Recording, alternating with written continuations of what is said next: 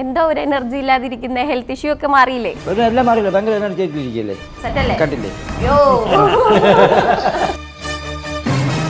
എന്നാണ് ഉപ്പും മുളകിലോട്ട് ഇനി തിരിച്ചു എന്നുള്ളത്? നമ്മള് ഇപ്പം പാകപ്പെട്ട് വരുന്നേ ഉള്ളൂ. ഉപ്പും മുളക് പിന്നെ ഇനി കുരുമുളകാകും. ആ സമയത്ത് നമ്മൾ വീണ്ടും കയറും. പേളി ചേച്ചി പ്രഗ്നന്റ് ആണെന്നുണ്ടോ? അത് കഴിഞ്ഞിട്ട് ചേച്ചി വിളിച്ചായിരുന്നോ ആ കാര്യം വല്ലതും ചോദിച്ചിട്ട്? അവളും ശ്രീനിയും നിലവിളിക്കുന്നുണ്ട്, ഒരു ആൺകുട്ടി വേണം എന്ന് പറഞ്ഞിട്ട്. അത് അവൾ ഇനി ഒന്നുകൂടെ പ്രസവിക്കണമെന്നാണ് എൻ്റെ ആഗ്രഹം. അവൾക്ക് 2 കുട്ടികളാണ്. ഇനി 3ാമത് പ്രസവിക്കുന്നത് ആൺകുട്ടിയാവട്ടെ എന്നാണ് പ്രാർത്ഥന. കല്യാണത്തിന്റെ കാര്യം ഇനി എന്നാണ് അടുത്തൊരു കല്യാണം? അടുത്ത അമ്പലം തിരഞ്ഞെടുത്തിട്ടില്ല. മനസ്സിലായില്ല എന്താന്ന് ചോദിക്കുന്നത്? 2 അല്ല 4 കല്യാണം കഴിച്ചവനാണ്.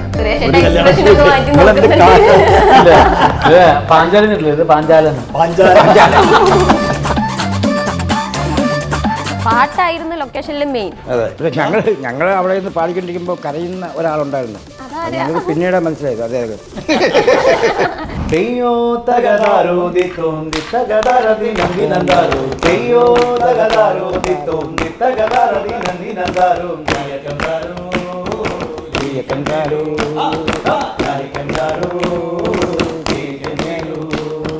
Hello hi everyone, welcome to Jango space. It's me Shilpa. ഇന്ന് നമ്മുടെ കൂടെ ജോയിൻ ചെയ്യുന്നത് ആത്മസഹോ മൂവി വിശേഷങ്ങളുമായി ഒരു അടിപൊളി ടീമാണ്. സ്വാഗതം. നമസ്കാരം. അപ്പൊ നമ്മൾ എങ്ങനെ തുടങ്ങണം? ഒരു അടിപൊളി പാട്ടിൽ തന്നെ തുടങ്ങാം. പാടാം. പഠിക്കൂ. ആര് പാടി? ഞാനല്ല പാടുന്നേ. ഇതിലാരെ പാടുന്നേ? ശ്രീമാരെ തുടങ്ങല്ലേ? പിണക്കമാണോ നീ എന്റെ ഇണക്കിളിയേ, പിണക്കമാണോ നീ എൻ്റെ ഇണക്കിളിയേ, എന്നെ മറക്കരുത്, എന്നെ വെറുക്കരുത് കൺമണിയൊരു നാളും,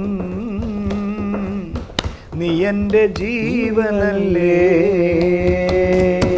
പിണക്കമാണോ നീ എൻ്റെ ഇണക്കിളിയേ, കാനനത്തിൽ കളിച്ച് ആടുകളെയും വെച്ച് കൂട്ടരോടൊത്തു ചേർന്നോരോട് കുഴൽ വീളിച്ച് ഉല്ലാസത്താൽ നടന്നു സല്ലാപമാടിടുന്നു. അപ്പോ എന്താണ് നമ്മുടെ ആത്മസഹോ? പറയും. സഹോ എന്ന് പറയുന്നത് ആത്മാന്ന് പറഞ്ഞിരിക്കണം, ആത്മാർത്ഥതയുള്ള. ഞാൻ ഒരു കൺഫ്യൂഷൻ വന്ന് ആത്മാവാണോ അതോ ആത്മാർത്ഥതയുള്ള ആളാണോ, ലൈക്ക് അങ്ങനെ ഒരു കൺഫ്യൂഷൻ വരും. ആ കൺഫ്യൂഷൻ തീർക്കണമെങ്കിൽ 28-ാം തീയതി തിയേറ്ററിൽ പോയിട്ട് സിനിമ എല്ലാവർക്കും കൺഫ്യൂഷൻ. ആത്മ എന്നുള്ളതിന് എന്താണ് ഈ സഹോ എന്ന് പറഞ്ഞാൽ ഞാൻ പലയിടത്തും പറഞ്ഞിട്ടുണ്ട്. സഹോ എന്ന് പറഞ്ഞ കൺസെപ്റ്റ് വന്നത് ഞാൻ കട്ടപ്പനയിലെ ഹൃതിക് റോഷൻ കണ്ടപ്പം ഉള്ള സഹോ ആ ഒരു വിളിയുന്ന. ഇപ്പോൾ കൂട്ടുകാരൻ, സുഹൃത്ത് എന്നുള്ള, സഹോദരൻ എന്നുള്ള കൺസെപ്റ്റാണ്. പിന്നെ ആത്മ എന്ന് പറഞ്ഞാൽ ആത്മാർത്ഥമായിട്ടുള്ള. പിന്നെ നിങ്ങൾ ആ സിനിമ പോയി കാണുമ്പോഴാണ് ആത്മ എന്ന് അല്ലെങ്കിൽ സഹോ എന്താണെന്നുള്ളത് നിങ്ങൾക്ക് പൂർണ്ണമായിട്ട് മനസ്സിലാവുന്നത്. ഗോപു എൻ്റെ ആത്മാർത്ഥ സുഹൃത്താണ്, ശ്രീകുമാർ എൻ്റെ ആത്മാർത്ഥ സഹോദരനാണ്.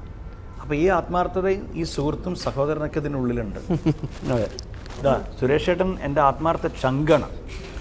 അല്ല, ഇപ്പോഴത്തെ ട്രെൻഡിയാണല്ലോ സഹോ ട്രെൻഡിയാണ്. സഹോദര ആ വണ്ടി ഒരു ഇത്തിരി കൊണ്ട് മാറ്റി വെക്കുമോ എന്ന് ചോദിക്കുന്നത് ഒരു സ്നേഹത്തിന്റെ ഭാഷയാണത്. മനസ്സിൽ ബ്രോയായി. ഇല്ല, ബ്രോ കഴിഞ്ഞു, ബ്രോയുടെ കാലമൊക്കെ സഹോയാണ്. ഇനി പിന്നെ സഹോയിലേക്ക് തിരിച്ചു. ഓക്കെ, കൊള്ളാം. എന്താ ഒരു എനർജി ഇല്ലാതിരിക്കുന്ന ഹെൽത്ത് ഇഷ്യൂ ഒക്കെ മാറിയില്ലേ? എല്ലാം മാറിയില്ല, ഭയങ്കര എനർജി ആയിട്ടിരിക്കല്ലേ, സെറ്റല്ലേ? കണ്ടില്ലേ? എന്താണ് ഈ സിനിമയില് റോൾ? എന്താണ് റോളൊന്ന് പറഞ്ഞു? ഇതിനകത്ത് ഒരു മരണ വീട്ടിലേക്ക് എത്തിപ്പെടുന്ന ഒരു ഇലക്ട്രീഷ്യനാണ്. നമുക്ക് ഒരു അവിടെ ലൈറ്റും വെളിച്ചവും ഒക്കെ വേണമല്ലോ, അങ്ങനെ ഈ സാധനങ്ങളൊക്കെ കൊണ്ടുവരുന്ന ഒരു ഇലക്ട്രീഷ്യനാണ്. പിന്നെ ഈ കഥയായിട്ട് അദ്ദേഹം ട്രാവൽ ചെയ്യണം. ഈ കഥ സിനിമ തീരുന്നത് വരെ പിന്നെ അയാൾ പോണില്ല. നമ്മുടെ ഇതിലൊരു മരണ വീട് എന്ന് പറയുമ്പോൾ മരണത്തിൻ്റെ അന്ന് മുതൽ 16 വരെയുള്ള ചടങ്ങുകളും കാര്യങ്ങളും ഈ 16 ദിവസവും ഈ കഥാപാത്രം അവിടെ ഉണ്ട്. രസകരമായ പല സംഭവങ്ങളും ഉണ്ട്, ഒരുപാട് കഥാപാത്രങ്ങളുണ്ട്. ഭയങ്കര ഹ്യൂമറായിട്ടുള്ളൊരു ക്യാരക്ടറാണ് സുരേഷ് ചേട്ടൻ്റെ ക്യാരക്ടർ. എന്നുവെച്ചാൽ ആക്ഷൻ ഹീറോ ബിജുവിന് ശേഷം എനിക്ക് അത്രത്തോളം തന്നെ പ്രിയപ്പെട്ട ഒരു കഥാപാത്രം. സെറ്റും ഷൂട്ടിംഗ് ലൊക്കേഷനും ഒക്കെ എവിടെയായിരുന്നു, എങ്ങനെ ഉണ്ടായിരുന്നു? തിരുവനന്തപുരത്തായിരുന്നു. വളരെ അതുപോലെ ഒരു കുടുംബം പോലെ, അതുകൊണ്ടാണ് ഞങ്ങൾ ഇത്രയും ജോളിയായിട്ടിരിക്കുന്നത്. കുടുംബം പോലെ ഇരുന്നാണ്, ഒരു ടീം വർക്കാണിത്. അപ്പം എല്ലാവരും എന്നോട് വളരെയധികം നല്ല രീതിയിൽ സഹകരിച്ചു. അതുകൊണ്ട് ഞങ്ങൾക്ക് ഇത് വിജയകരമായിട്ട് ഷൂട്ട് ചെയ്ത് തീർക്കാൻ സാധിച്ചു. 28-ാം തീയതി എല്ലാവരുടെ അനുഗ്രഹത്തോടുകൂടി ഞങ്ങൾ റിലീസ് ചെയ്യുക. കൂടുതലും രാഷ്ട്രീയമാണല്ലോ മൂവിയുടെ ഒരു ട്രെയിലർ കണ്ടപ്പോൾ നമുക്ക് മനസ്സിലാവുന്നത്. അല്ല രാഷ്ട്രീയം മാത്രമല്ല, രാഷ്ട്രീയം മാത്രമല്ല, കുടുംബമുണ്ട്, പ്രണയമുണ്ട്, സ്നേഹമുണ്ട്, അത്യാഗ്രഹമുണ്ട്, കാപട്യമുണ്ട്, പിന്നെ കുറേ സങ്കടങ്ങളും ഉണ്ട് സിനിമയിൽ. ഒരു കുടുംബത്തിൽ എന്തൊക്കെ ഉണ്ടാവും അതൊക്കെയുണ്ട്. കുടുംബത്തിൽ മരണം നടക്കും അല്ലേ? ആ കുടുംബനാഥൻ ഒരു രാഷ്ട്രീയക്കാരനാണെങ്കിൽ അതിൻ്റെ ചില കാര്യങ്ങളുണ്ട്, അത്രയേ ഉള്ളൂ. രാഷ്ട്രീയം മുഴുവനായിട്ട് സിനിമ രാഷ്ട്രീയം അല്ല. നമ്മൾ ട്രെയിലർ കണ്ടപ്പോൾ അതിൽ കാണിക്കുന്നുണ്ടായിരുന്നു ഒരു ബക്കറ്റ് പിരിവിന്റെ സംഭവം. നമ്മൾ ബക്കറ്റ് പിരിക്കാൻ പോകുന്നത് ആ ഇൻസിഡന്റ് നമ്മൾ റിയൽ ലൈഫിൽ ആവശ്യമൊന്നുമില്ല അല്ലേ? ബക്കറ്റ് പിരിവിന്റെ ആവശ്യമൊന്നുമില്ല. ആകെ മോശമാണ്. രാഘവേട്ടൻ ആത്മാവിനെ സഹിക്കുന്നത് അത് പറ്റില്ല. ആ ബക്കറ്റ് പിരിവ് നമ്മൾ റിയൽ ലൈഫിൽ കുറെ സ്ഥലത്ത് കണ്ടിട്ടുണ്ട്. എന്തെങ്കിലും പാർട്ടി പരിപാടിക്കായാലും കോളേജിലായാലും ബക്കറ്റ് പിരിവായിട്ട് വരുന്ന ആൾക്കാർ. അങ്ങനെ റിയൽ ലൈഫിൽ ആരെങ്കിലും ഒക്കെ മുന്നോട്ട് വന്നിട്ടുണ്ടോ ബക്കറ്റ് പിരിവ് ചോദിച്ചുകൊണ്ട്? ഉണ്ട്. ഞാൻ എൻ്റെ വൈഫിൻ്റെ വീട് മൂന്നാറാണ്. ഞങ്ങൾ പോകുമ്പോൾ അവിടെ സ്ഥിരം മൂന്നാർ ടൗണിൽ അനച്ചാലൊക്കെ പോകുമ്പോൾ ഞാനും കണ്ടിട്ടുണ്ട് ബക്കറ്റ് പിരിവിന്. അത് റീസൺ കണ്ടുപിടിച്ചത് തന്നെ പിരിവിന് വേണ്ടിയിട്ടാണല്ലോ. അല്ല, ഒരു റീസൺ ഉണ്ടാവും, അവർക്ക് വാലിഡായിട്ട് റീസൺ ഉണ്ടാവും. ആരെങ്കിലും ഹെൽപ്പ് ചെയ്യാനായിരിക്കും ചെയ്തിട്ടുണ്ട്. ബക്കറ്റ് കണ്ടുപിടിച്ച് പിരിവിന. ഈ ബക്കറ്റ് പണ്ട് കൊടുത്തിരുന്നത് എന്തിനാണ് അറിയോ? എന്താ അറിയില്ല. ബിരിയാണി വാങ്ങിക്കും. പ്രസവം നിർത്തി പോകുമ്പോൾ സ്ത്രീകൾക്ക് ഒരു ബക്കറ്റ് കൊടുക്കും ഹോസ്പിറ്റലിൽ നിന്ന്. ഇങ്ങോട്ട് വരരുതെന്ന്. അതിനാണ് ഇപ്പൊ ബക്കറ്റ് കൊടുത്തത്. മനസ്സിലായ എന്തോന്നും ഇണ്ടാതിരിക്കുന്നേ? ഇവരെല്ലാം സംസാരിക്കല്ലേ, ഇടയ്ക്കൊക്കെ കയറി പറയണ്ടേ? പറയുന്നത് ശരിയല്ല. അതെ, ചോദിച്ചാലും ഉത്തരം. ഞാൻ വാലന്റൈൻസ് ഡേയുടെ വീഡിയോ ഒക്കെ കണ്ടായിരുന്നു. സംഭവം കളറായിട്ടുണ്ട്. ഇഷ്ടപ്പെട്ടു. ഓക്കെ. അതിന്റെ ഇടയിൽ ഏറ്റവും കൂടുതൽ വന്നിരുന്ന ഒരു കമന്റ് ആണ്, എന്നാണ് ഉപ്പും മുളകിലോട്ട് ഇനി തിരിച്ചു എന്നുള്ളത്. ഉപ്പുമുളക് ഇപ്പം പാകപ്പെട്ട് വരുന്നേ ഉള്ളൂ. ഇനി ഉപ്പും മുളക് പിന്നെ ഇനി കുരുമുളകാകും. ആ സമയത്ത് നമ്മൾ വീണ്ടും കയറും. ചേച്ചി എങ്ങനെയുണ്ട്? ചേച്ചി ഭയങ്കര സപ്പോർട്ടാണ്. മൊത്തം കാര്യങ്ങൾ ചേച്ചിരുന്ന പിക്സ് ഒക്കെ വൈറലാണ്. എല്ലാ കമന്റ്സും നോക്കുമ്പോൾ നിങ്ങളുടെ ആ ഒരു കോംബോ എല്ലാവരും ഭയങ്കരമായിട്ട് ഏറ്റെടുത്തിരിക്കുകയാണ്. എന്ത് തോന്നുന്നു? സന്തോഷം. പിന്നെ എന്ത് പറയുന്നു? മോനെ ഇന്നിപ്പോ ഇവിടെ വന്നായിരുന്നു, കണ്ടില്ലായിരുന്നോ? ആണോ? കേദാർ ഇവരെ കൂടെ വൈഫ് ഈസ് ബ്യൂട്ടിഫുൾ എന്നൊരു പ്രോഗ്രാം ഉണ്ടായിരുന്നു സി കേരളയിൽ. അതിൽ അന്ന് ആ സമയത്താണ് സ്നേഹ പ്രസവിക്കുന്നത്. സ്നേഹ ഗർഭിണിയായിരുന്നു. അപ്പം ഗർഭിണിയായപ്പം ഈ സീരിയലും സ്നേഹയെ ഗർഭിണിയാക്കി. സ്നേഹയുടെ ഭർത്താവ് ഞാനായിരുന്നു. അപ്പം സ്നേഹ അവിടെ പ്രസവിച്ച സമയത്ത് ഒരു 3 മാസം സ്നേഹയ്ക്ക് റെസ്റ്റ് കൊടുത്തു. പിന്നെ അപ്പം സ്നേഹയെ ശരിക്കും ഈ സീരിയലിലും സ്നേഹയെ പ്രസവിക്കാൻ വേണ്ടി കൊണ്ടാക്കിയ പോലെ കൊണ്ടാക്കി. പിന്നെ പ്രസവം കഴിഞ്ഞ് 3 മാസം കഴിഞ്ഞപ്പോൾ അവിടെ വീട്ടിലേക്ക് തിരിച്ചു വരുന്നത് ഇതേ കൊച്ചിനായിട്ട്. ആ കൊച്ച് എൻ്റെ കൊച്ചായിട്ട് അഭിനയിച്ചു. ആ കൊച്ചിന് ഞാൻ അന്ന് ആ സീരിയലിട്ട പേര് സുഷ്കാന്ത് എന്നായിരുന്നു. സുഷ്കാന്ത്. അപ്പോൾ ആ കുട്ടിക്ക് ശരിക്കും 2 അച്ഛനുണ്ട്. ഒന്ന് ഞാനും ഒന്ന് സ്നേഹ. 30ാമത്തെ ദിവസം ജോയിൻ ചെയ്തില്ലേ? അവൻ പിന്നെ പ്രസവിച്ചിട്ട് 3 മാസമായിട്ടില്ല. ഇല്ല, ഒരു മാസം കഴിഞ്ഞപ്പോഴേക്കും അവനെ അഭിനയിക്കാൻ വന്നു. കാരണം അവൻ ആ കുട്ടിയേട്ടനെ സ്നേഹ വീട്ടിലേക്ക് കൊണ്ടുവരുന്ന രീതിയിൽ അഭിനയിച്ചു തുടങ്ങിയവൻ. ഭാവിയിലെ വലിയൊരു ആക്ടറാവും. ഈ മൂവിയിൽ എന്താണ് റോള്? ഈ മൂവിയില്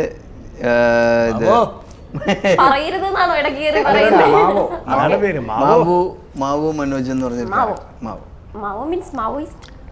മാവോ ഈസ്റ്റ് വെസ്റ്റ് നോർത്ത് അങ്ങനെ എല്ലായിട്ടും മാറും. ഇത് എന്തെന്നറിയോ, ഞാൻ എന്തെങ്കിലും പറഞ്ഞു തുടങ്ങുമ്പോഴത്തേക്ക് ഗോപു ആദ്യം വിളിച്ചിട്ട് പറഞ്ഞു ഒന്നും കൂടുതൽ ഡീറ്റെയിൽ ഒന്നും പറയരുത്. ഞാൻ പറഞ്ഞു ചിലപ്പോൾ ഞാൻ അറിയാതെ പറഞ്ഞു, അപ്പൊ ഞാൻ പറഞ്ഞോളാം ബാക്കി എന്ന് പറഞ്ഞു. അതല്ല, കാരണം ഒരു സന്ദർഭത്തിൽ ശ്രീയുടെ ഒരു കഥാപാത്രമാണ് ഇതിൻ്റെ ക്ലൈമാക്സിലേക്ക് പല കാര്യങ്ങളും നയിക്കുന്നത്, മനസ്സിലുണ്ടോ? അപ്പം അങ്ങനെയുള്ള കഥാപാത്രമാണ് ശ്രീയുടേത്. അതുകൊണ്ട് തന്നെ കുറച്ച് ഇൻട്രസ്റ്റിംഗ് ആയിട്ടുള്ള നിറയെ സീക്വൻസ് ഉണ്ട്. അപ്പം അതുകൊണ്ടാണ് ഞാൻ പറഞ്ഞത്. സാഹചര്യത്തിലൂടെ സഞ്ചരിക്കുന്ന പുതിയൊരു കാറ് മേടിച്ചായിരുന്നു. പുതിയ കാർ മേടിച്ചു. പുതിയൊരു കാറ് മേടിച്ചു. അയ്യോ ഭയങ്കര സന്തോഷമായി. ഈ കാറ് മേടിക്കാൻ എനിക്ക് മോട്ടിവേഷൻ തന്ന ആരാന്നറിയോ? ഇവന്റെ ഭാര്യ ആഹാ, അങ്ങനെ ഒരു സ്റ്റോറി എന്താ കേക്കട്ടെ. അവളൊരു കാറ് മേടിച്ചപ്പോൾ അവൾ ആ കാർ കയറിയിരിക്കും. വിനോട്ടാ ഈ കാറിന്റെ ഇതൊന്ന് റണ്ണിങ് ഒന്ന് ശ്രദ്ധിച്ചോളൂ. അപ്പം ഞാൻ ആ കയറിയിരുന്നപ്പം എന്തോ ഒരു സുഖം. കാറ് കൊള്ളാം. അതെ, അവിടെ ഓടിക്കുന്ന അതിൻ്റെ സുഖം അറിഞ്ഞപ്പം എൻ്റെ ഉള്ളിലും ഒരു ത്വരയുണ്ടായി, ഒരു പുതിയ കാറ് മേടിക്കാം.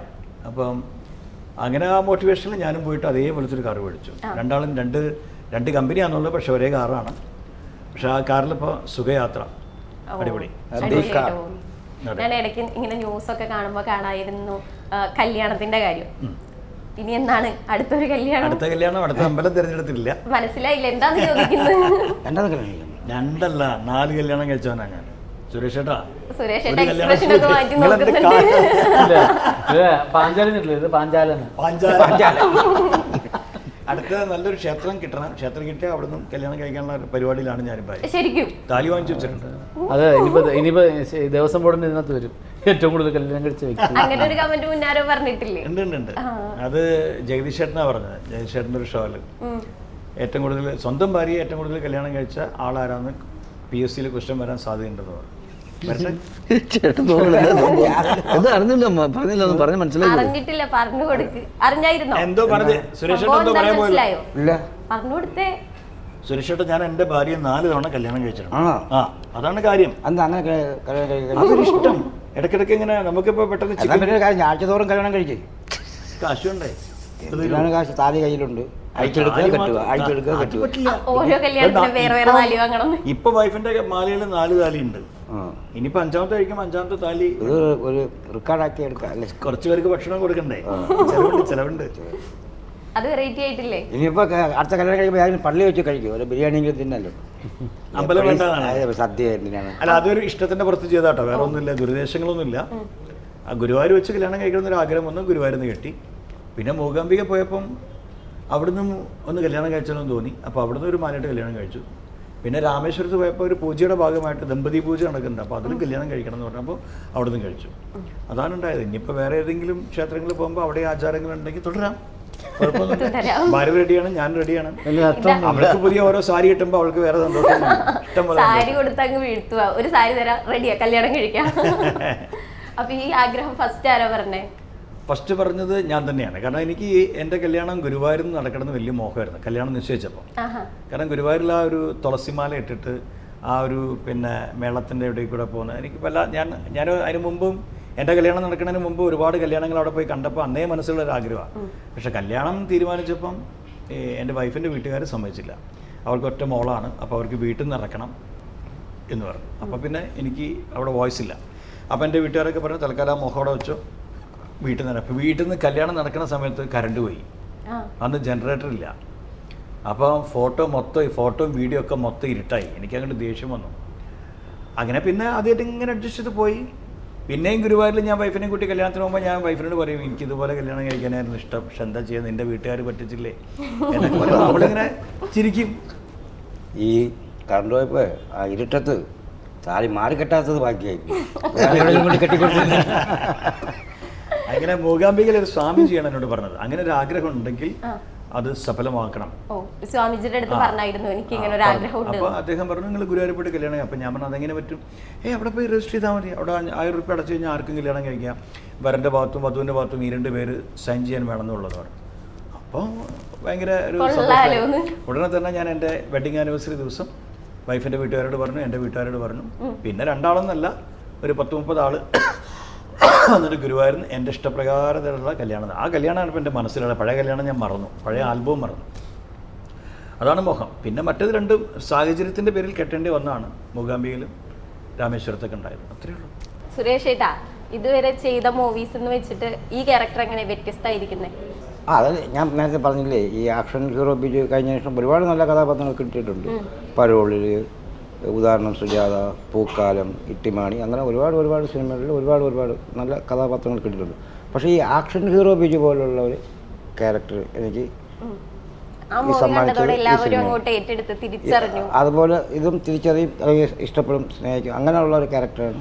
സത്യം പറഞ്ഞാൽ എനിക്ക് ചെയ്യാൻ പറ്റിയ ഒരു ക്യാരക്ടർ ഞാൻ തന്നെയാണത് എന്നുള്ളതാണ്. റിയൽ ലൈഫായിട്ട് ഭയങ്കര സാമ്യമുണ്ട്. ആ തീർച്ചയായിട്ടും. ഈ സിനിമയിൽ ഞങ്ങൾക്കൊക്കെ ചിരി പടർത്തിയ ഒരാളാണ് സുരേഷ് ചേട്ടൻ. പല സീനുകളിലും ഞങ്ങളൊക്കെ ഒരുപാട് ചിരി, കാരണം കൗണ്ടറിൻ്റെ അങ്ങേ തലയാണത്. കൗണ്ടറിൻ്റെ ഗോഡൗൺ എന്നൊക്കെ പറഞ്ഞാൽ മതി. ഒന്ന് പറഞ്ഞു കഴിഞ്ഞാൽ അവിടെ അപ്പം മൂപ്പര് ചട്ടപ്പട്ടയെന്ന് പറഞ്ഞാൽ മൂപ്പരുടെ കൗണ്ടർ വരും, നമ്മളൊക്കെ ചിരിക്കും. അങ്ങനെ ചിരിപ്പിച്ച് ഒരുപാട് ദിവസങ്ങൾ അവിടെ കഴിഞ്ഞു കൂടിയത് മനസ്സിനൊക്കെ ഒരുപാട് സന്തോഷം തോന്നി. നമ്മുടെ എല്ലാ ടെൻഷനും മാറ്റി വെക്കുന്നത്. അപ്പം ഞാനൊക്കെ മറുമായത്തിൻ്റെ സെറ്റ് പോകുമ്പോഴേ എനിക്ക് അങ്ങനെയൊക്കെ ഒരു അനുഭവം. മറുമായത്തിൻ്റെ ലൊക്കേഷനിൽ നമ്മളെല്ലാ സങ്കടങ്ങളും മറക്കും, കാരണം അവിടെ എല്ലാവരും തമാശ പറയുന്നവരാണ്. അതുപോലെയായിരുന്നു ഈ സെറ്റിൽ. ഒരു ഭാഗത്ത് സുരേഷ് ചേട്ടൻ്റെ കോമഡി, ഒരു ഭാഗത്ത് നെൽസൺ, അപ്പോഴേക്ക് നോബി അത് അവിടെ നിന്ന് വേറെ, ജയൻ ചേട്ടൻ്റെ നൈസർഗികമായ ചില തമാശകൾ വേറെ. പിന്നെ എന്താ ഫ്രീ ആയിട്ട് കിട്ടുന്ന സമയങ്ങളിൽ പാട്ടായിരുന്നു ലൊക്കേഷനിൽ മെയിൻ. അതെ. ആരായിരുന്നു മെയിൻ സിംഗർ? പക്ഷെ ഞങ്ങൾ അവിടെ നിന്ന് പാടിക്കൊണ്ടിരിക്കുമ്പോൾ കരയുന്ന ഒരാളുണ്ടായിരുന്നു. ഞങ്ങൾക്ക് പിന്നീട് മനസ്സിലായത് അദ്ദേഹം. പിന്നീട് മനസ്സിലായത് അല്ലല്ല, അങ്ങനെ അതിപ്പോ വിനോദ് പറഞ്ഞതുപോലെ ഒരുപാട് വിഷമങ്ങളും സങ്കടങ്ങളും അനുഭവിച്ചിട്ടുണ്ട് ഈ സിനിമ. ഒരു മൂവി ആകുമ്പോൾ നിറയെ സ്ട്രഗിൾസ് ഉണ്ട്. കാരണം ഞങ്ങൾ തന്നെയാണ് പ്രൊഡക്ഷൻ, ഞങ്ങൾ തന്നെയാണ് ഇതിൻ്റെ, ഞാൻ തന്നെയാണ് ഡയറക്ഷൻ. അപ്പം നിറയെ സ്ട്രഗിൾസ്, നിറയെ കാര്യങ്ങൾ. ഇയാള് ഞങ്ങളുടെ പറഞ്ഞിട്ടില്ലെങ്കിലും മനസ്സിലെപ്പോഴും ഭാര്യയുടെ അടുത്തൊക്കെ പറഞ്ഞിട്ടുണ്ട്. അമ്മയ്ക്ക് പ്രസവ വേദന, മോക്ക് വീണ വേദന തീർച്ചയായിട്ടും പറഞ്ഞിട്ടുണ്ട്. ഇല്ല, നമ്മൾ ഓടിക്കൊണ്ട് നടക്കുകയല്ലേ, ഒരു ഇത് കഴിഞ്ഞ് ഷോട്ട് എടുക്കുന്നു, അത് പോകുന്നു. ഈ ഓട്ടത്തിനിടയ്ക്ക് പറഞ്ഞിട്ടേ പോണേ. അത് കൊള്ളാം. ഈ മൂവി ചെയ്യുമ്പോൾ ഏറ്റവും കൂടുതൽ സ്ട്രഗിൾ ചെയ്ത ഒരു കാര്യം എന്തായിരിക്കും? സ്ട്രഗിൾ ചെയ്ത കാര്യം തന്നെ സ്ട്രഗിൾ അല്ല, സ്ട്രഗിളിനെക്കാട്ടിയും കൂടുതൽ പറയണമെന്ന് വെച്ച് കഴിഞ്ഞ് കഴിഞ്ഞാൽ പോസിറ്റീവായിട്ടുള്ള കാര്യങ്ങൾ പറയാം. കാരണം ഈ എല്ലാവരും നമ്മളൊരു മൂന്ന് ഷെഡ്യൂളുണ്ടായിരുന്നു. എല്ലാ ആർട്ടിസ്റ്റും ഞങ്ങളെ മനസ്സിലാക്കി ഞങ്ങളുടെ കൂടെ സഹകരിച്ചു എന്നുള്ളതാണ് ഏറ്റവും വലിയ പ്ലസ്. ആരും ഒരു പറ്റില്ല എന്നുള്ളൊരു ഇത് പറഞ്ഞിട്ടില്ല. അത് തന്നെയാണ് ഏറ്റവും വലിയ പ്ലസ്. അത് പോസിറ്റീവായിട്ടാണ് ഞാൻ തിങ്ക് ചെയ്യണത്, പോസിറ്റീവായിട്ട് എടുക്കുന്നത്. പിന്നെ ഒരുപാട് കാര്യങ്ങൾ നമ്മൾ ഫസ്റ്റ് പ്രൊഡക്ഷനൊക്കെ ആകുമ്പോൾ നമുക്ക് ഒരുപാട് കാര്യങ്ങൾ പഠിക്കാൻ പറ്റി. നമുക്ക് തെറ്റുകുറ്റങ്ങളിൽ നിന്ന് എന്താ ചെയ്യാൻ പറ്റുക എന്നുള്ളത് നിറയെ. ഇനി അടുത്തൊരു പടം എന്തായാലും ദൈവം സഹായിച്ച് അടുത്ത ഉടനെ ചെയ്യും. എനിക്ക് എൻ്റെ കൂടെ ട്രാവൽ ചെയ്ത എല്ലാവരും ഉണ്ടാവണം എന്ന് തന്നെയാണ് എൻ്റെ ആഗ്രഹം. എല്ലാവരും ഉണ്ടാവും, അത് ഉറപ്പാണ്. ഈ പറഞ്ഞില്ല, ഒരു ആത്മബന്ധം എനിക്കുണ്ട് എല്ലായിടത്തും. അപ്പോൾ ഈ സ്ട്രഗിളിനെക്കാട്ടിയും കൂടുതൽ ഈ പടത്തിൻ്റെ ഈ 28-ാം തീയതി റിലീസായി സക്സസ് ആവണം, അതാണ് മെയിനായിട്ടുള്ള ഞങ്ങളുടെ പ്രാർത്ഥന. ഞാൻ ചില കാര്യങ്ങൾ നമ്മൾ പറയില്ലേ, കുറേ ബുദ്ധിമുട്ടുകളും മാനസികമായിട്ടുള്ള വിഷമങ്ങളൊക്കെ നടക്കുമ്പോഴാണ് നമുക്ക് സന്തോഷം ദൈവം തരുന്നത്. അങ്ങനെ വിശ്വസിക്കും. അതെന്തായാലും അടിപൊളിയായിരിക്കുമല്ലോ. സുരേഷ് ഏട്ടാ, അടുത്തിടെ ഞാനില്ലേ സുരേഷ് ഏട്ടൻ്റെ ന്യൂസിൽ കണ്ടായിരുന്നു, എവിടെയോ പറഞ്ഞിരുന്നില്ലേ പേളി ചേച്ചി പ്രഗ്നന്റ് ആണെന്നെന്തോ? അത് കഴിഞ്ഞിട്ട് ചേച്ചി വിളിച്ചായിരുന്നോ ആ കാര്യം വല്ലതും ചോദിച്ചിട്ട്? വിളിച്ചില്ലേ? അവൾ ഒന്നുകൂടെ പ്രസവിക്കണമെന്നാണ് എൻ്റെ ആഗ്രഹം. അവർക്ക് 2 കുട്ടികളാണ്. ഇനി 3ാമത് പ്രസവിക്കുന്നത് ആൺകുട്ടിയാവട്ടെ എന്നാണ് പ്രാർത്ഥന. അതങ്ങനെ തന്നെ അവൾക്ക് കൊടുക്കട്ടെ. ഇപ്പൊ വിളിക്കാറൊന്നുമില്ലേ? അവളും ശ്രീനിയും നിലവിളിക്കുന്നുണ്ട്, ഒരു ആൺകുട്ടി വേണം എന്ന് പറഞ്ഞിട്ട്. ഞാൻ ഉദ്ദേശിച്ചത് ആ നിലവിളിയല്ല. അല്ല, ഞാൻ വളരെ എൻ്റെ അത്യാവശ്യമായ ഘട്ടങ്ങളിൽ ഞാൻ വിളിക്കാറുണ്ട്, എനിക്ക് സഹായം ഹെൽപ്പ് ചെയ്യാറുമുണ്ട്. അപ്പൊ എന്തായാലും നമ്മുടെ സിനിമ അടിപൊളിയായിരിക്കും ഉറപ്പായിട്ടും. സിനിമ 2 മണിക്കൂർ എല്ലാവരും എൻ്റർടൈൻ ചെയ്യുന്ന സിനിമയാണ്. ആർക്കും അത് ബോറടിക്കില്ല. കൊടുത്ത കാശ് നഷ്ടമായി എന്ന് ഒരാളും പറയില്ല. കാരണം അത് അഭിനയിച്ച് ഞങ്ങൾക്ക് എല്ലാവർക്കും അറിയാം. ഞങ്ങൾ ഓരോരുത്തരുടെ സീനും ഡബ് ചെയ്യുന്ന സമയത്ത് ഞങ്ങൾക്കത് ഫീൽ ചെയ്തിട്ടുണ്ട്. അപ്പം ഇനിയെല്ലാം ജനങ്ങളാണ് തീരുമാനിക്കുന്നത്. കാരണം ഇപ്പം കുറച്ച് കാലങ്ങളായിട്ട് കാണുന്ന സിനിമകളൊക്കെ കുറച്ച് അടിയും പിടിയും ബഹളമാണ്. അതിൽ നിന്ന് വളരെ മാറ്റത്തിൽ ചിരിക്കാവുന്ന ഒരു മരണ വീടാണെങ്കിലും ഒരു മരണ വീട്ടിൽ എത്രമാത്രം അതാണ് അതിൻ്റെ ഏറ്റവും വലിയ രസം. ഒരു മരണ വീട്ടിലെ ഹ്യൂമറാണ് നമ്മൾ ആസ്വദിക്കാൻ പോകുന്നത്. ഡെഡ് ബോഡി കിടക്കുമ്പോഴും ഇപ്പുറത്ത് നടക്കുന്ന ഗംഭീര തമാശകളാണ്. അപ്പോൾ അങ്ങനെ ചിരിപ്പിക്കാൻ പറ്റുന്ന വലിയൊരു കാര്യമാണ്. ഈ തമാശകൾ എന്ന് പറയുന്നത് തമാശയ്ക്ക് വേണ്ടി കാണിക്കുന്നതല്ല, ആ സാഹചര്യം, ആ സിറ്റുവേഷൻ അങ്ങനെ ഉണ്ട്. എല്ലായിടത്തും അതുണ്ട്, എല്ലായിടും അതുണ്ട്. അങ്ങനെ എല്ലാ അർത്ഥത്തിലും ഇത് ജനങ്ങൾക്ക് ഇഷ്ടപ്പെടുന്ന പിന്നെ മനോഹരമായ 2 പാട്ടുകളുമുണ്ട്. ഒരു സിനിമയ്ക്ക് വേണ്ട എല്ലാ ചേരുവകളുണ്ട്. അടിയും പിടിയും ബഹളവും ഇല്ലാന്ന് മാത്രമേ ഉള്ളൂ. ചോര കാണൂല. അടിയും പിടിയൊക്കെ ഉണ്ടാവേണ്ടതായിരുന്നു, പക്ഷെ നല്ലൊരു സ്റ്റണ്ട് മാസ്റ്ററെ കിട്ടിയില്ല ഡയറക്ടർക്ക്. അത് മിസ്സായി പോയതാണോ? അത് മിസ്സായി പോയതാണ്. സിനിമ അടിപൊളിയാണ്. സ്റ്റണ്ട് വേണമെങ്കിലല്ലേ അതിന്റെ ആവശ്യമുള്ളൂ. സ്റ്റണ്ട് ഇല്ലാണ്ട് സിനിമ അതിന്റെ ആവശ്യമില്ല. കഥയിൽ അതില്ല. കഥയിൽ ആവശ്യമുണ്ടെങ്കിൽ മാത്രമല്ലേ ഉള്ളൂ. അങ്ങനെ ഒരു ഇല്ല. എന്നാൽ എന്താ പറയാ, അത്രയും സീക്വൻസ് ഉള്ള ഒരുപാട് കാര്യങ്ങളിലുണ്ട്. ഞങ്ങൾ ഒരുപാട് ഓടിപ്പിച്ചിട്ടുണ്ട് ഈ പ്രൊഡ്യൂസർ. ഈ സിനിമയുടെ ക്ലൈമാക്സിൽ ഞാനൊക്കെ ഓടിയ ദൂരം ഞാനൊക്കെ ഓടി തളർന്നു പോയിട്ടുണ്ട്. ഓടിയിട്ട് അതും നല്ല പൊരി വെയിലത്താണ് ഞങ്ങൾ ഓടുന്നത്.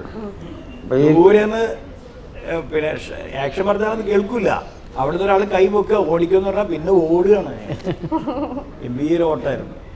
ഓട്ടം അതിൽ ഒരാവശ്യമായിരുന്നു കഥയിൽ. നല്ലൊരു ഫാമിലി ബോണ്ട് ഉണ്ടോ ഈ സിനിമയില്? ഉറപ്പായിട്ടും അതാണ് മെയിൻ. ആ ബോണ്ടിൽ നിന്നാണ് തുടങ്ങുന്നത് ശരിക്കും. ആ ബോണ്ട്, ആ ഫാമിലി ബോണ്ടിങ്ങിനെ കുറിച്ചിട്ടാണ് മെയിൻ ആയിട്ടുള്ളൊരു കൺസെപ്റ്റ്. പിന്നെ അവിടെ നിന്ന് കുറേ സീക്വൻസസ് ഉണ്ട്, ഇൻട്രസ്റ്റിംഗ് ആയിട്ടുള്ള ഡൈവേർട്ട് ചെയ്ത് പോകുന്ന കുറേ കാര്യങ്ങളുണ്ട്. അതാണല്ലോ ഒരു ആകാംക്ഷ എന്താണെന്നുള്ളത് നമുക്ക് തോന്നിപ്പിക്കുന്നത്. ആ ഒരു ആകാംക്ഷ ഉണ്ട്. മറ്റേ നമ്മൾ ഇപ്പോൾ ലാസ്റ്റ് കണ്ടിട്ടുണ്ടായിരുന്നു മറ്റേ കേസിന്റെ കാര്യങ്ങളൊക്കെ. ആ സമയത്ത് ചേച്ചിയുടെ സപ്പോർട്ട് എങ്ങനെയുണ്ടായിരുന്നു? ചേച്ചിയുടെ സപ്പോർട്ട് ഉള്ളതുകൊണ്ട് മാത്രമല്ലോ നമുക്ക് അങ്ങനെ നിൽക്കാൻ പിന്നെ പറ്റും. നമ്മൾ എന്താ വെച്ചാൽ എല്ലാം പോസിറ്റീവായിട്ട്, അതുകൊണ്ട് ഞാൻ പറഞ്ഞത് നമ്മൾ സ്ട്രഗിൾ എല്ലാം ഉണ്ട്. We have to face our life very positive അല്ലേ? അത്രേ ഉള്ളൂ. നമുക്ക് ഈ ലൈഫിൽ ആരും തൃപ്തിപ്പെടുത്തി മുന്നോട്ട് പോകാൻ പറ്റില്ല. ആരും നമ്മുടെ സൈഡ് ഇപ്പോൾ പറഞ്ഞില്ലേ, ചേട്ടൻ പറഞ്ഞില്ലേ, എവിടുന്നോ ചേട്ടൻ വന്നു, എവിടുന്നോ ഗോപു വന്നു, ഒരു ആത്മബന്ധം ഉണ്ടായി. മനസ്സിലാക്കുന്നവർ വലിയ ഫ്യൂ ആണ്. മനസ്സിലാക്കുന്നവർ മനസ്സിലാക്കും, മനസ്സിലാക്കും. അത് നമുക്ക് ഫോഴ്സ് ചെയ്യാൻ പറ്റില്ല. അതെ അതെ പല പല അല്ല ഇപ്പം ഈ ഒരു സിറ്റുവേഷൻ എന്ന് പറഞ്ഞു കഴിഞ്ഞാൽ ആർക്കെതിരെയും എന്തും പറയാനും ചെയ്യാനും പറ്റുന്ന ഒരു സിറ്റുവേഷൻ ഉണ്ടെന്നുള്ളൊരു ധാരണ പൊതുവേ ഉണ്ട്. അതെ. അപ്പോൾ അതൊക്കെ മാറ്റിമറിക്കുന്ന രീതിയിലുള്ള ചില കാര്യങ്ങൾ ഉടനെ സംഭവിക്കും. അപ്പോൾ ഇതിൽ നിന്നൊക്കെ ഒരു എന്താണ് പരിസമാപ്തി ഒക്കെ ഉണ്ടാവും. കാര്യം നമുക്ക് ഇതുമായിട്ട് ബന്ധപ്പെട്ട ഉദ്യോഗസ്ഥരോ അല്ലെങ്കിൽ അതുമായിട്ട് ബന്ധപ്പെട്ട ആൾക്കാരുടെ അടുത്ത് നമ്മൾ പൂർണ്ണമായിട്ട് സഹകരിക്കുകയാണ്.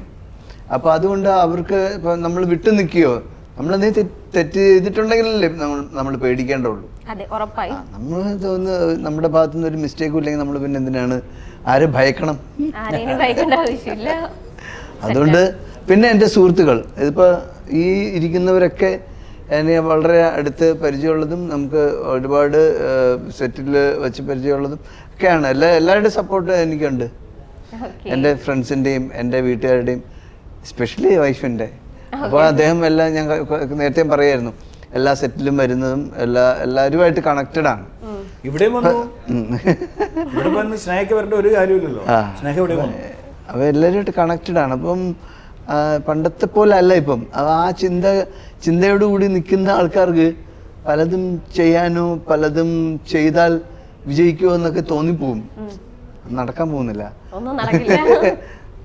നമ്മൾ നല്ല ഉദ്ദേശത്തോടു കൂടി നല്ല കാര്യങ്ങൾ ചെയ്തിരുന്നാൽ നല്ലതേ വരൂ.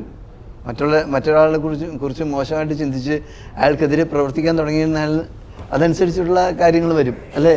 തീർച്ചയായിട്ടും. ഓക്കെ, അപ്പോൾ നമ്മുടെ മൊത്തത്തിലുള്ള വിശേഷം ആത്മസഹോ അത് വലിയ വിജയാവട്ടെ എന്ന് ആശംസിക്കുകയാണ്. തിയേറ്ററിൽ പോയി കാണണം. തിയേറ്ററിൽ പോയിട്ട് എല്ലാവരും കാണണം. കുറെ ചോദ്യങ്ങൾ ചോദിച്ചു, അപ്പൊ അത് ക്ലിയർ ചെയ്യണ്ടേ? തിയേറ്ററിൽ പോയി ആ ചോദ്യത്തിനുള്ള ഉത്തരമായിരിക്കും മൂവി എന്നറിയാം. നമുക്കൊരു പാട്ടോട് കൂടി വൈൻഡ് അപ്പ് ചെയ്യാം. തുടങ്ങി വെച്ചോ. പടിയൊന്നും ഞാൻ പടി അത് പാടാം. തെയ്യോ തകതാരോ ദിത്തോം ദിത്തകതാരോ ദിനന്ദി നന്ദാരോ തെയ്യോ തകതാരോ ദിത്തോം ദിത്തകതാരോ ദിനന്ദി നന്ദാരോ നായകന്ദാരോ നായകന്ദാരോ നായകന്ദാരോ ദിനേലോ തെയ്യോ തകതാരോ ദിത്തോം ദിത്തകതാരോ ദിനന്ദി നന്ദാരോ തെയ്യോ തകതാരോ ദിത്തോം ദിത്തകതാരോ ദിനന്ദി നന്ദാരോ നായകന്ദാരോ